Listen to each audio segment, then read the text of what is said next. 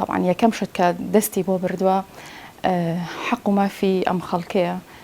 کە موچەکانیانە کە شایستە داراییەکانیانەیە کە لە ماوەی 11 ساڵە بە هەموو شێوەیەک لە بەرزکردنەوە شایستەی دارایی ئەم با بڵێن مۆزەف و مامۆستا و هەموو ئەو کارمەندانی کە لە سلکی ئیداریە ئیشەکان هەمووی بڕیوە و لە بەرامبەر ئەمەشە هاتووە ژیانی خەڵکی لە شێوازێکی تر خستۆتە ساڵاتیەوە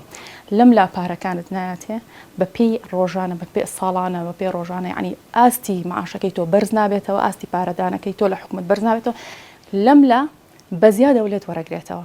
بازار بە ئاستێک بەرزی کردوێتەوە ئەو پێویستیانەی کە خەڵکی پێویستێتی